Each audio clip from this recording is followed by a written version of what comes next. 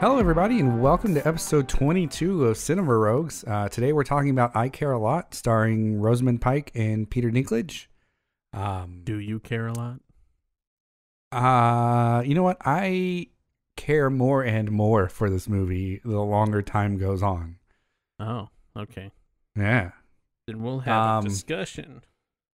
Yay. I'm your host, Guy. That was Andrew. That's me. Yay. I love Andrew. He's a good guy. Oh, that's me. If you want to hear more Andrew, check out Board Game Barbarians. It's his own podcast where he talks about board games and barbarians, I would assume. We actually rarely talk about barbarians, but lots of board games. Dude, I've been thinking about doing a solo sort of adventure for Kristen, because she wants to play D&D, but we don't really have friends, and even friends we have aren't gathering right now. Right. So I was like, well, I kind of want to DM something like low pressure and where I can make a bunch of mistakes, not feel like an idiot in front of like our regular group. Right, which I feel like that would be all on you. Like, no one's going to think you're an idiot for making, like, and no one's going to know you make mistakes unless you go, oops, I made a mistake, guys. Yeah, that's probably true. That's something I need to get used to, I guess. You're anyway. in a safe space in our game. I know. I love our game. I don't know why I'm so scared of it. If you want to hear more of me, check out Sidetail Studios on YouTube and Twitch. I'll probably end up starting that back up again soon. I got a job. I think we talked about this last time. Yep. Which gives me more motivation to do things that are extracurricular to the job. So great. Yeah. And then, as always, if you don't know what Retro Warriors is, go check it out. It's our parent show. They talk about old video games, and it's one of the more interesting podcasts. I personally listen to it every week, so I don't know. The high recommendation. I used to listen to it whenever I drove a lot, and now I don't drive at all. So I don't think anybody drives anymore. It's awful for podcasts. Yep. All right, so since the last time we recorded, which was about a week ago, I've watched a whole one movie other than this week's movie. On Disney Plus, there's a movie called Flora and Ulysses about a superhero squirrel. How was that? You know what? It's a cute movie. It is good. If you have kids, I would say, watch it with them. It's I don't know. I don't know how else to describe it other than it's a squirrel who gets like superhero powers. Like he can fly. He's got like super strength. He got sucked into a vacuum and yeah, I don't know. It was neat. Okay. It stars I don't know who it stars. The little boy from the house or Haunting of Bly Manor. Okay. Yeah. He's in it. I forget who the little girl in that movie is. Allison Hannigan is the mom. Okay. Ben Schwartz is the dad. Oh, okay. And the evil animal control guy who is trying to capture the squirrel is Abed from Community. Oh, nice. Danny Pudi or whatever. Might watch that if Danny Pudi's in it. Yeah. Who plays the squirrel? A CGI squirrel. He doesn't have a voice. Oh, he doesn't have a voice. Okay. No. I thought he had a voice. He makes chittery sounds. He gets all those superpowers, but he can't speak? He can type. Oh, okay. He writes poetry. Oh. Yeah. Well, what else have you been watching? We started in on season 2 of His Dark Materials. We're sitting around. I think we're eating dinner, and we had run out of things to watch. I was like, surely we're in the middle of like 5 different series, and Kristen was like, yeah, we're still in watching His Dark Materials. Oh yeah, good call. Yep, that was a good season. Is it? Yep. Great. I don't know. That just felt super canned. Other than that, I've been watching WandaVision. All caught up on that. I was thinking that I wasn't going to get to watch it before we recorded, but then I like made time to watch it on Friday because I didn't want to like go through the weekend without spoilers. Yeah. What about you? I also watched WandaVision. That's the one we watch every Friday. Started watching Leonard Kinney. It's a good show. What's that about again? basically just like a bunch of, as they put it, like Canadian redneck good old boys. It's a comedy. Like, it's just about their lives in this small Canadian town. Oh, okay. Yeah, I don't know how else to describe it. It's pretty funny. And then I was still going through community commentary tracks. So there's that. Do they get better?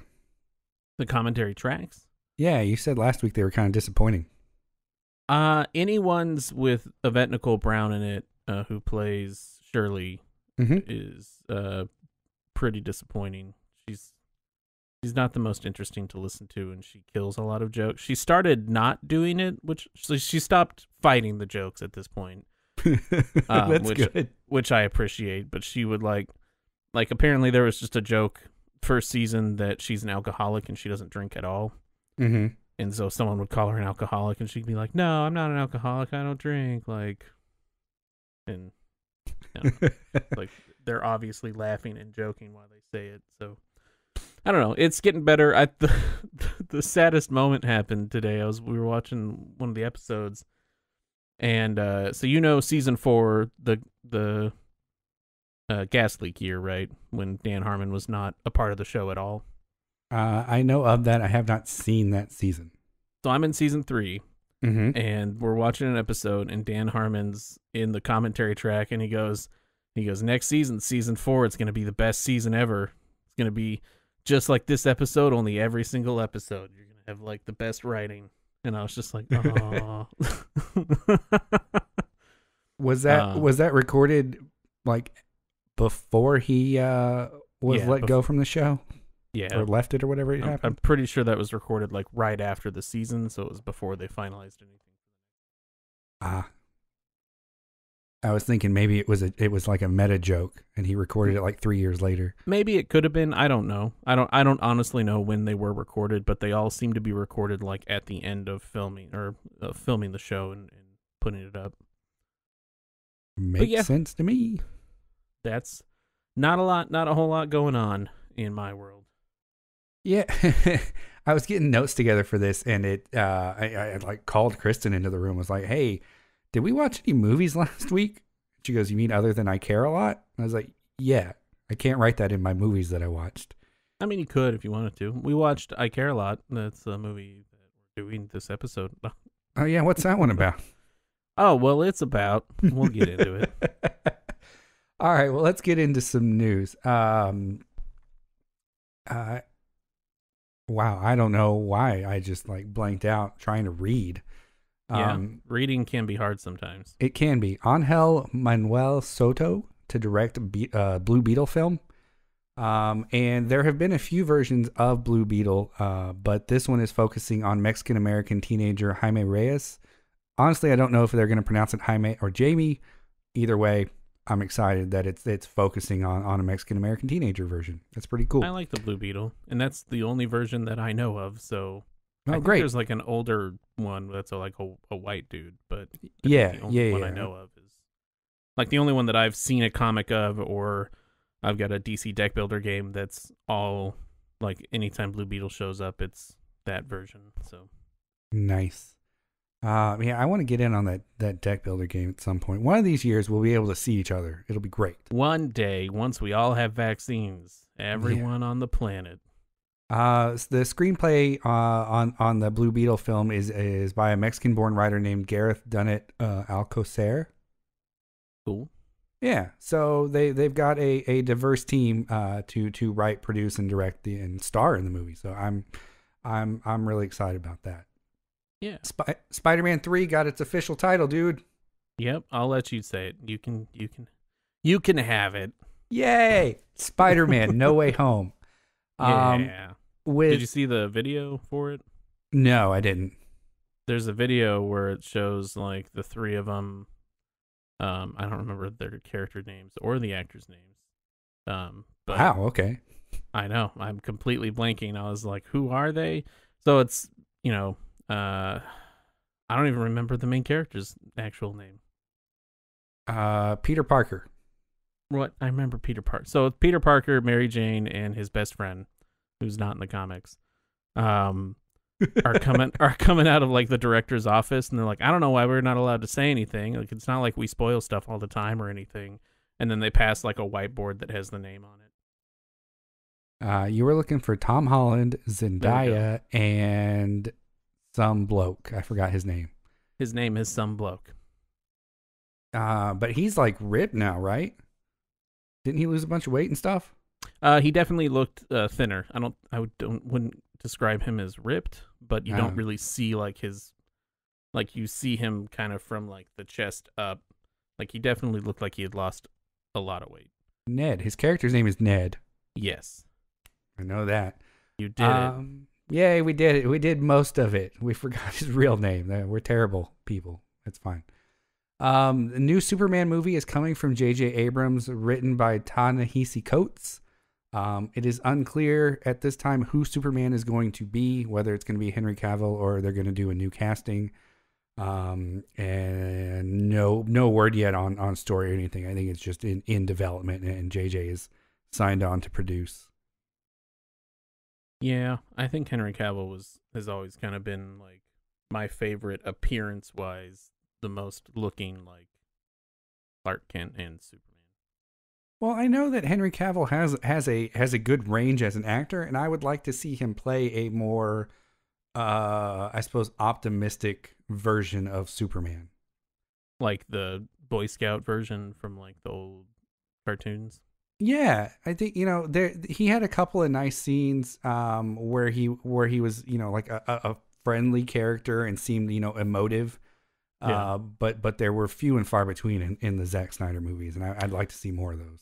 I wish they would stop doing like origin stories for DC and just start doing like they're kind of sort of did Flashpoint almost with the Justice League movie.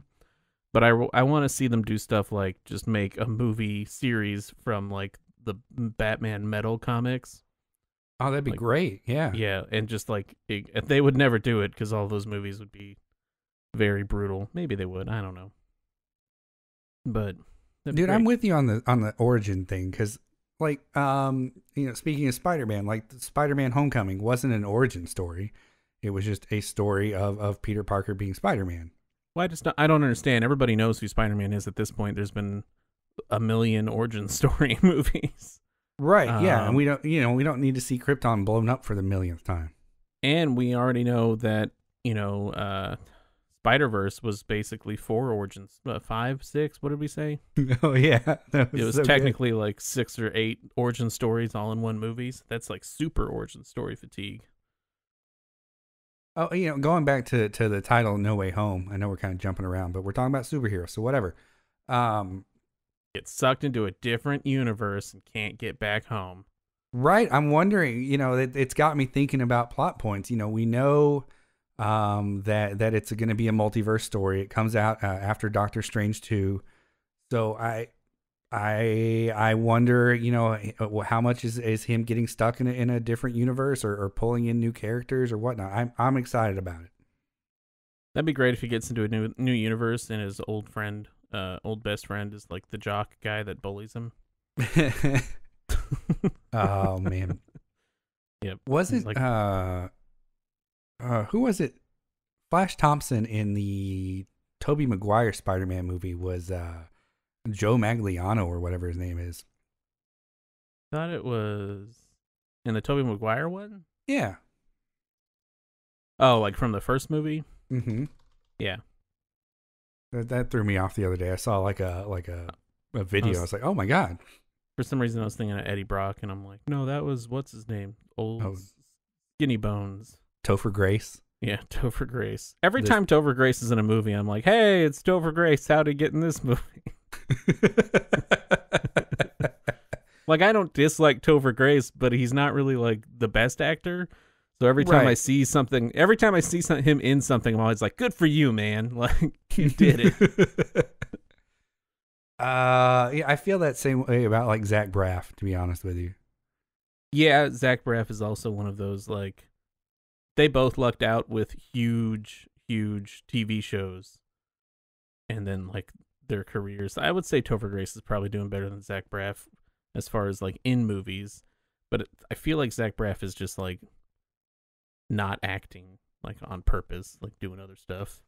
Yeah, I know he does a podcast with Donald Faison. I mean, they seem to just pal around a lot. So I don't know if I had made millions of dollars and don't need to work again. Oh yeah, I'd fucking do it, right? For sure. And then in our last little bit of news, it's more local to the DFW area. Although I suppose his show is syndicated, but Russ Martin was a local talk radio host. He used to do mornings on the alternate rock station back in the early 90s or mid 90s, late 90s. But he died at the age of 60, and that's personally really sad. It feels young. Yeah, it is really young. But I just want to mention it because I know that we have a large base in the DFW area, so it might be relevant to some people. He did a lot of charity work, or raised a lot of money for for firefighters and police officers. And especially for widows of fallen officers, he specifically raised a lot of money for those people. So, well, that's sad. It is sad. Well, on that note, let's get into our topic at hand. A sad movie that made me super uncomfortable. You want to give us a synopsis real quick? Is that the title? Yeah. A sad movie that made me super uncomfortable. Yeah. Colon, I care a lot. All right, synopsis. An appointed guardian for old people gets more than she bargained for when a ward she forcefully takes on turns out to be big trouble. I almost put in Little China, but then I didn't know if you were going to read it, and I didn't want you to get confused. I would have read it like fucking Ron Burgundy, dude. You put it on the prompter. He reads anything that's on the prompter. Go fuck yourself, San Diego. I'm Ron Burgundy. Released February 19th, 2021 on Netflix. Premiered at the Toronto International Film Festival last year. Directed by Jay Blakeson after he heard about a similar scheme being run in real life. And I guess that's the first thing to note about this movie is that it's based on things that happen in real life. But not based on a true story. Right. It's not based on a true story. It's just that legal guardianship is a thing. It is legal. There are no laws against it. And basically we trust these legal guardians to take care of our elderly. I think it's more a United States centric thing. A lot of cultures in other countries, their elder family members, come and live with them at their end of life stages. Right. But in America, we seem to have a fear of death in general. So it's, once you start, reminding people daily about death, we kind of shove you in a corner and say, we'll check in on you every couple of weeks. So that being the case, there sprung up basically an industry that, that helps support us not caring about or not having to deal with the mental, I suppose, stress of our elder loved ones. Our own mortality. And facing our own mortality. And in that process, these people are charging hundreds of dollars an hour, to the estate of these people. Ostensibly to care for them, and as Americans, we tend not to question it, and we just pay whatever we pay, as long as it doesn't come out of our pockets, right? It may come out of our future inheritance, but it's not coming directly out of our pockets. It's not money that we're losing right now. Right. So, having said that, is directed and written by Jay Blakeson. It stars Rosamund Pike as Marla Grayson, who is a legal guardian appointed by the courts. Peter Dinklage as a mysterious figure at first, revealed to be Roman Lunyov. And then Asa Gonzalez is Fran, Marla's partner, both business partner and personal partner. And in sport role... I thought she was the assistant at first, like in the first 20 minutes of the movie. She feels more like an assistant than business partner. She does, and I don't know if that was necessary, if that was intentional, or you know, if it was her character growing, because it seemed like the way that their relationship grew throughout the movie, it ended in a different place than it started. Yeah, like it feels like they weren't together because they're lovers basically within like 30 minutes of the movie. Right. But I don't really get that, or I didn't really feel that at the very beginning. Mm-hmm. And I think because Marla has a big office and you never see Fran in any office whatsoever or have any sort of place at that business, it feels like she's more of an assistant. Yeah, for sure. And she's definitely her sort of, not necessarily gopher, but she goes and does a lot of the, I suppose, grunt work. Right. In the beginning of the movie. In a supporting role, you have Diane West playing Jennifer Peterson, and I adore Diane West ever since really Requiem for a Dream. Never seen. Wait, that wasn't her in that movie. I'm sorry. Was it? No idea. Crap. Now I don't even know. I can't. I'm sorry. I wish I could. There's no way for me to help. Definitely since I Am Sam. Haven't seen that movie either. You haven't seen I Am Sam? Well, it's not the best movie, but it definitely made me sad when I watched it. That's a good movie. No, that was not Diane West in that movie. That's my bad. And Requiem for a Dream. Oh, she was the mom in Edward Scissorhands. Yeah. Hey. That's the older movie I know her from. All right, my bad. Yeah, she's great. She is great.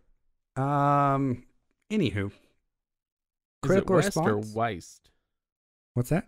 Is it West or Weist? Is it Wiest? Oh, did I spell it wrong? Crap. We caught it. We caught it. We got it eventually. Critical response. Rotten Tomatoes, 80% reviewer score, 36% audience score at the time of our recording this. Metacritic, 65 reviewer score, 3.0 audience score. Oof. So it seemed like the reviewers liked it more than the audience, and I have a theory as to why about that. Like I said, it's depressing. Yeah. The more I sit on this movie, the more I like it. Watching the movie, I did not like it until like the last 5 minutes. I tried to, so I actually watched about half of it before we recorded tonight. Mm-hmm. I have seen the whole movie, but that's good. I watched it on like I think it was in I was in a bad mood Saturday. Mm-hmm. And I think the bad mood fed into me not liking the movie because the movie just made me feel worse. So I don't know if I went in with an unbiased attitude, I guess. So I think that might affect it. But at the same time, like, who wants to watch a depressing movie during one of the most depressing times in our lives right now? Yeah, well, and so like I said, during the movie, I mean, it's just all the characters are terrible people. I think we can say that without being spoilery, right? Yeah. So every single character is a terrible person, except maybe Jennifer Peterson, but she's... No, she probably is a terrible person. Right, but she's never presented so on screen, right? Right. You know, you there's an implied history of who she is, but it's not... I wouldn't say that she makes any choices that are like, oh my God, what a gross person. I think the security guard at the beginning of the movie is probably not a terrible person. Hey, there you go. Yeah. But yeah, so like watching this movie, I'm like, these are terrible people. They have no redeeming qualities, blah, blah, blah, blah, blah. And then you get to like the very end of the movie and some stuff happens. It's like, well, okay, at least that happened. I'm okay with this movie now, right? And then the more days go by, the more I sit here and think about it and think that like there are several movies with men who act in a similar fashion, and they're not anti-heroes. They're just straight up kind of terrible people, but you end up kind of rooting for them because, I don't know, they're charming or whatnot. And so part of me is kind of examining the idea of if the gender roles were swapped, would I feel the same way? And I think that the conclusion I came to is no. And then that made me reevaluate how I watched the movie and go back and watch and think about it again. I didn't watch the whole thing again, and came to the conclusion that, you know what, it's an enjoyable movie once you kind of take that into account. I don't know.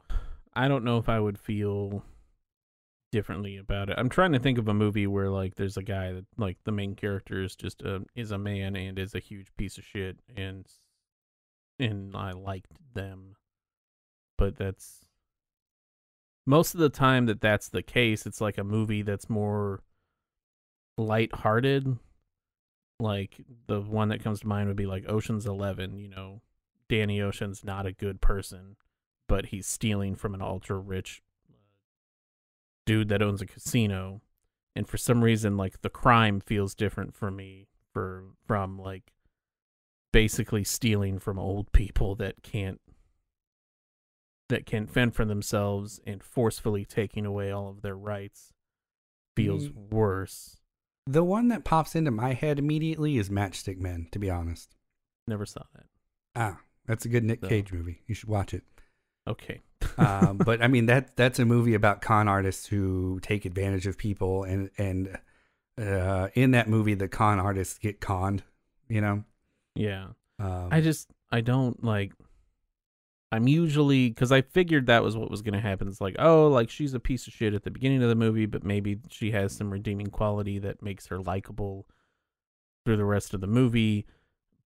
But she just continually is like a greedy asshole the whole movie. And so it was very hard for me to like find a likable quality to not just want the movie to be over or like her to die. Like, yeah, I get that. Another movie that comes to mind, I forgot the name of the movie, but it's the one with Gordon Gekko from the 80s. I don't know. All right, well. I'm sorry. Oh, Wall Street. It's called Wall Street. I guess there's a movie that that does come to mind. The Wolf of Wall Street would be kind of similar. Yeah, there you go. Jordan Bellicourt is a total piece of shit. But I hated that movie. And I hated him, and I wanted him to die, and he didn't, and he's still alive doing stuff. Right. He's making money from speaking at this point. Like, oh my God. Hey, he's taking that's a real person. Money. Yeah, I know. That made it worse. I was like, I hate this person, and they're still out there doing shitty things. Like, I don't know. Yeah, I guess even if it was a dude, I don't know, in this scenario, if they were doing the same things, I'm pretty sure I would still not like them. Yeah. Well, I agree with you. I wouldn't like them, and I still, and I don't like the characters, but that doesn't depreciate my enjoyment of the movie itself. Right, Oh. which is how I felt about it. Like that when I was watching it, it made like the characters being despicable made me feel like the movie was crap. The only person that I liked in that movie was Peter Dinklage, and that's just because it's Peter Dinklage. Like, I didn't really like his character. His character was also a piece of shit, but I'm like, I like Peter Dinklage, so I don't know. That's fair. Well, before we get into spoilers, would you suggest watching it? Like I said, I think I was in a bad mood, so maybe take my opinion with a grain of salt, but I would probably pass on this movie. It was worth it. It did go by a lot quicker the second half time. Well, there you go. I personally, I would say it's definitely worth a watch.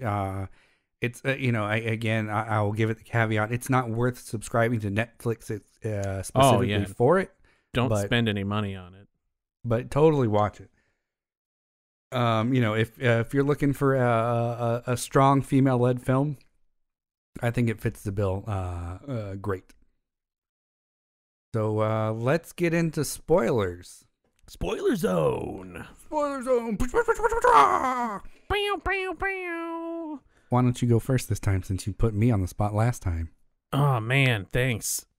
So we're gonna skip right to the end, if that's okay. We're gonna start there. Sure. I felt kind of empty at the ending, and I felt like, so she dies at the end. For everyone that's listening, if you haven't watched the movie and you're just listening to spoilers because you like spoiling things, that's fine too. She dies at the end. She gets shot by the guy at the beginning of the movie whose mother dies, who's not associated with the whole fiasco of the entire thing, and it's just kind of he's really just the precursor to the rest of the movie, explaining what she does and how she does it. But his mother dies, and he shows up pissed off and shoots her. And that's it. That's the end. He just, I don't know. Like, I wanted something more. Like, I wanted either A, for them to just get away with it. Mm-hmm. Like, that's, whatever. Life sucks. Right. Sometimes the bad guy wins, and both of these people are bad people. Like, both Peter Dinklage, and, well, not Peter Dinklage specifically, but both Roman, was it Lenyov? Linyov? Linyov? Yeah. And Marla Grayson are both terrible people. So, like, either let them both go free since they decide to work with each other at the end instead of trying to kill each other, or, like, I would have rathered, like, him successfully kill her but then also go to jail. I guess that would be, like, the quote-unquote happy ending. Yeah, or her kill him and then her go to jail, like, something, like... You know what? Her dying is what turned me around on the movie. I kind of alluded to it earlier. I again, it's just watching these terrible people succeed was frustrating. But then her getting shot at the end, I'm like, okay, fine. As long as the main character sort of gets what she deserves, then okay.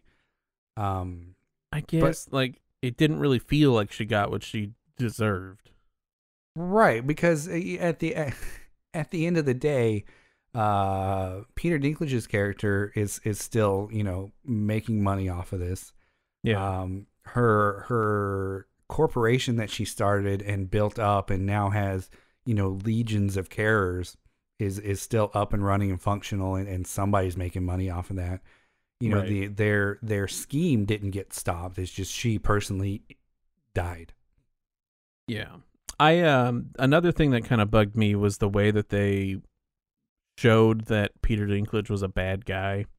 Beyond him, like, just coming in and, like, almost shooting his underling whenever he showed up. Alexi, that was a funny scene to me. I laughed through that whole thing. I thought that was a good scene. Like, there are some redeeming scenes in this movie, and that's the thing, is it's not all bad. The writing was done pretty well. The directing is not bad. Like, it's okay. Mm-hmm. I wouldn't say there were any, like, specific shots in the movie that made me go like, oh, that's a really pretty, like, framing of the scene. But there was nothing like a home movie or anything. Like, it felt like a movie. Right.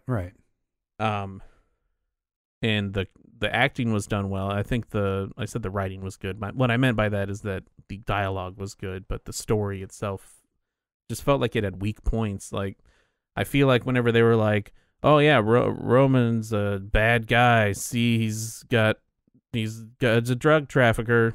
Here's the pictures of the ladies that are mules. And then, like, they never talk about his business ever again. I enjoyed how much they took like what he had going on and tried to keep him out of what was going on with his mother. Right. The lengths that he went through to try and, like, fucking just stay out of it, and eventually it's like, okay, you know what? I've got to do something about this. Right. Just him avoiding the situation indirectly. Which he probably, well, because he couldn't even show up and be like, yeah, she's my mom, because they had wiped all that history. Right. Yeah. She had a false identity. Oh, dude, speaking of that, I liked his lawyer too.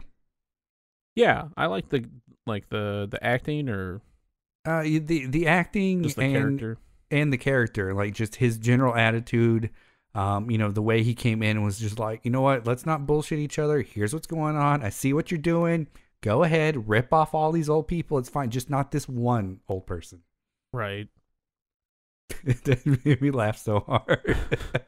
That was, I mean, yeah, like there were some good scenes. I like that scene. The scene in the gas station, whenever after they attempted to murder her and she had to get out of her car. Yeah. Which I think you had a point about that scene. If you want to do that real quick. Sure. Well, okay. So the car fills up with water, which is, it happens when your car goes into a lake. And I think it was like a quarry, right? Yeah, it was a quarry. And she woke up. I don't remember if she woke up while the car was filling up or after she was already underwater, but I'm pretty sure she had a moment to take a breath. It was right before, like, she hit the water and she woke up because she was like freaking out and like. Right, and she was struggling with her seatbelt for a minute. That's right. Okay. Yeah. And she got her seatbelt undone, and then immediately went to the back of the car. Which, first off, part of the problem that I have with that if your car's filling with water, you don't particularly have any sense of direction. So there's no advantage or disadvantage from your perception sense of going to the back or front of the car to kick out a window. Yeah. So I kind of had a problem with that. But also, she pulled out the headrest with the sharp spiky things on it and then threw it aside and proceeded to kick out the back window. Yeah, because I also noticed this. And maybe that was a choice that they made in the movie, which, for one thing, in movies, they generally don't have headrests, so that way they can position the camera properly. Yeah. Inside cars. But they had the headrest, and she undoes it for some reason. And I did the same thing where I was like, oh, she's going to try to break the window with the headrest, and then she doesn't. And I was like, why are you just trying to kick out the window with what? Yeah. Well, and I looked it up, and apparently, according to, fact-checking websites or whatnot, the headrest can be used and potentially can be used more effectively than kicking. But it's not what it was specifically designed for.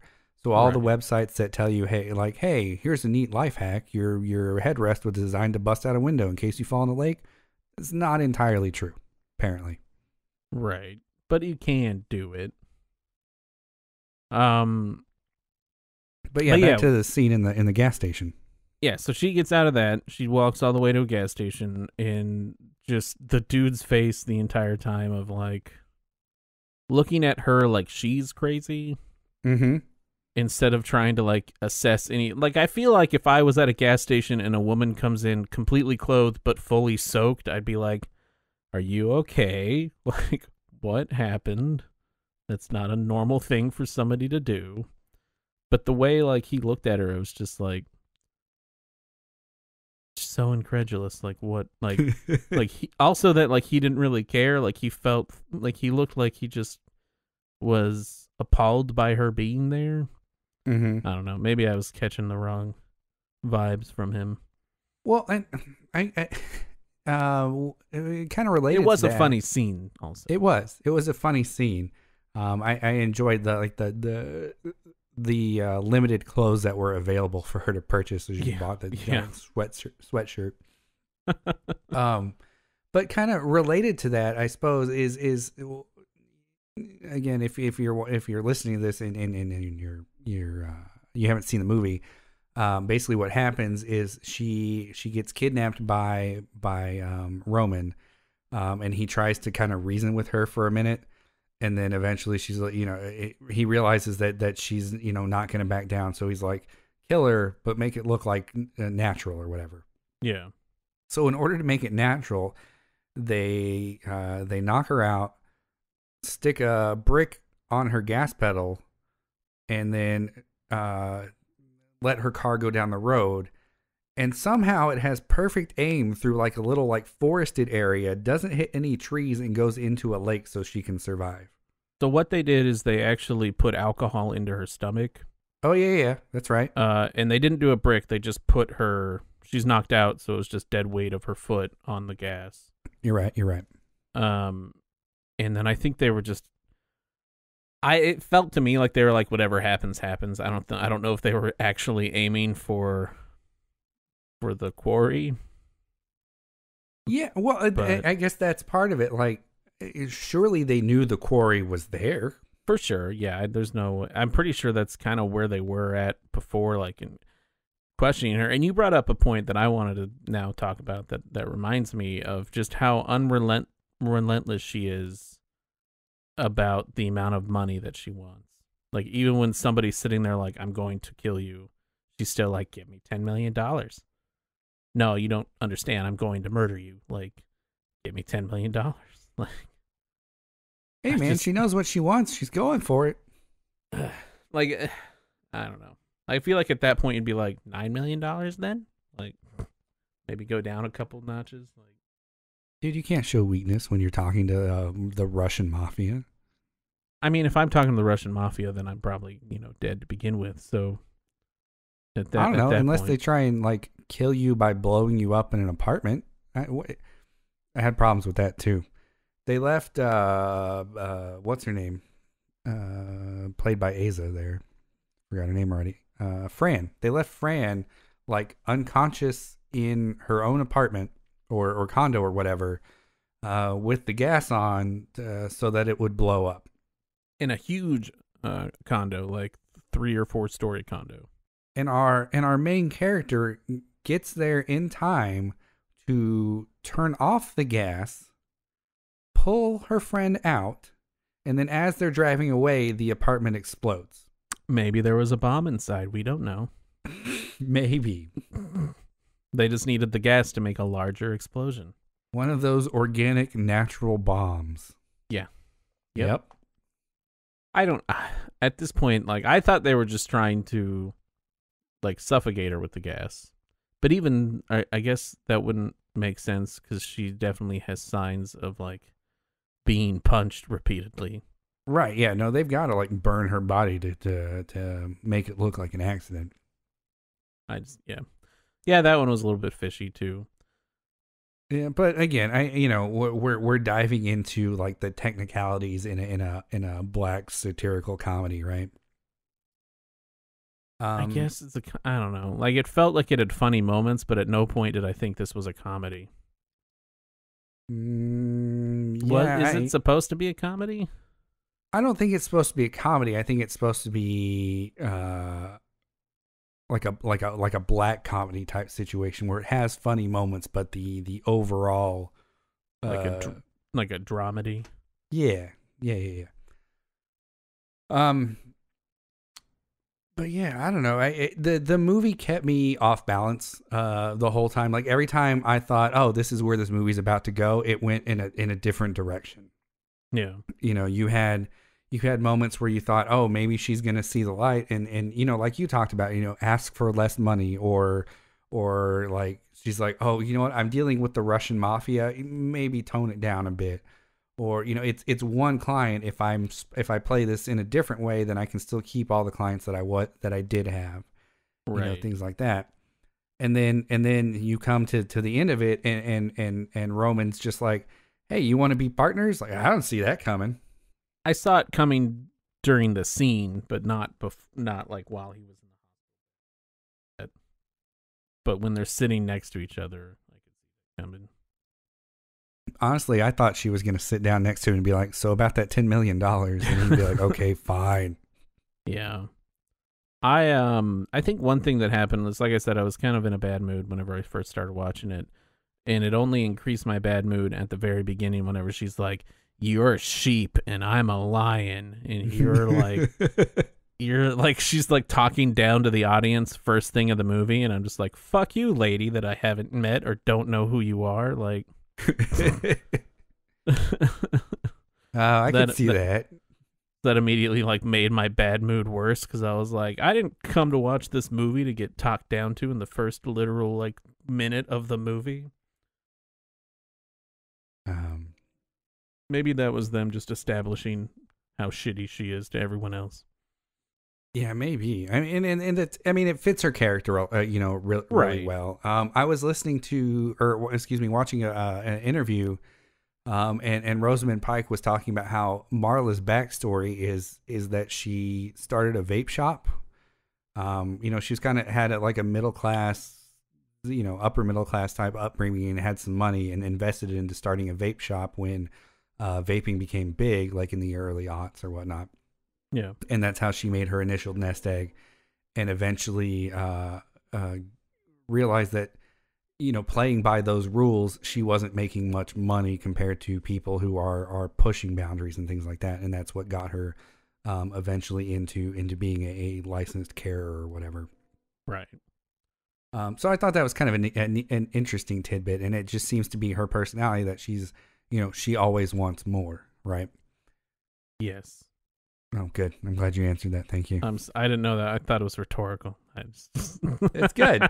And so I would say, kind of wrapping this up a little bit, like overall, it's an interesting character study. It's again, everybody in the movie is kind of terrible. The only person who doesn't seem like super terrible, like you said, is Jennifer, the old lady. And Fran doesn't seem super terrible. She tried to get out of it a couple of times. Yeah, she still goes along with the schemes and stuff. I would say Fran is more of like a victim until the very end when she's like, let's do it. Like, yeah. Because until that point, she's like, hey, we need to get out of town. There's Russian mafia. Like, we need to go, screw the money. Let's get out of town. Like, let's go. And then at the end of the movie, after she's been almost murdered, she's like, let's just kill him or whatever. Like, yeah, she had her fuck it moment. Yeah. It was good. I also don't believe that he would only have one, like, he only had like 4 dudes, like 4 security. He lost the first 3 with Alexei and the other 2 dudes that, obviously went to jail after they went into the old folks' home. Right. But like he only had 1 security guy after that. Like, I feel like if in the real world he would be like ramping up security after 3 of his guys got like arrested. Yeah, he did, for somebody who has a bunch of money to throw around or whatnot. He seems to have an operation with very few people in it. Yeah, like it's like those 3 dudes and then a bunch of drug mules that we only see like 3 pictures of, and then him. And there's got to be, he had to have somebody else like around him, unless he just doesn't trust anyone, which they didn't really explain. So I don't know, that feels like a plot hole to me, that she would be able to kidnap him. Like, oh man, we were I think Kristen was like, so did they just like kill him? And I was like, no, he asked, or she asked, like, how much do you think he weighs? And she was like, I don't know, like 110 pounds. So they were obviously like trying to dose him properly. Well, maybe they were asking to overdose him. Maybe. Because that's what happened, is he overdosed. Well, not to the point of death, right? Well, that jogger found him in time, but he probably would have died if he wasn't found. Maybe. But yeah, I don't know. Like I said, overall, it's got the movie has redeeming qualities, even though the characters don't. And I think it's an interesting movie. It plays on certain conventions that you wouldn't necessarily expect. So I don't know. I after, like I said, after sitting on it for 4 or 5 days, I liked it more than after I initially saw it. And I didn't. If you want to make your own choice about whether to see it, and you made it all the way to the end of this episode, check it out on Netflix. Yeah, if you're interested, then definitely check it out. But if it doesn't sound like something that you would like, then it probably isn't. I did want to say real quick before we end that the trailer felt misleading for what you got. Which I know you haven't watched the trailers, so maybe you should watch trailers after you watch the movie. You know what? I think I'm going to start doing that. That's probably a good idea. Just to get an idea of what, because you don't watch trailers, and most other people that I know of watch trailers. So maybe just to get an idea of what other people. It's obviously not going to be the same because you already have seen the movie, but at least kind of get an idea of what other people look at before they go into the film. Right, and at the very least, we can talk about it at that point. Yeah, because it's not just like, oh man, you should have seen the trailer. It had all this crap in it. Because I remember watching the trailer, and I was interested in the movie from the trailer, because the trailer kind of made it seem more like she was not a piece of shit, and then all of this started happening to her. Oh yeah? And then the movie was definitely not that. It was, she kind of brought this on herself by making a mistake and then not letting the old lady go. Interesting. Super interesting. You can watch it on Netflix. You can watch it on Netflix. Thank you. Before we go, I do want to say, hey, if you're listening to us, please go rate and review us on iTunes. It helps us get some visibility. It's the only way to let Apple know that people like our show. Yep, it helps the algorithm that Apple has in order to do stuff, I think. I don't know. At least that's what we've heard. Told. That's what Justin's told us. And that's the gospel truth. Oh boy. So join us next time. We're gonna talk about Tenet. I think this is gonna be the first Christopher Nolan movie that we've given its own episode, first off. That's true, yeah. And it's the first Christopher Nolan movie I've seen since I've kind of turned on Christopher Nolan. You turned on him? As a person, yeah. Oh, okay. Yeah, I think we've gone over it at length multiple times. He's I think he's pretentious. I'll just say that. I'll just say it. God damn it. Oh yeah, I'm pretty sure he is. And he's very concerned about his art and how you specifically should view it in the most optimal manner. That doesn't mean that he doesn't make good movies. That's true. It's true. He makes good movies that I've seen. I just don't like his attitude about how I have to enjoy it. But we'll see if this movie's good or not next time. Yeah. Until then, playing fair is a joke invented by rich people to keep the rest of us poor. Keep that in mind. Or don't. Just make your own decision. Whatever floats your boat. Yeah. Cinnamon rolls. Bye. Bye.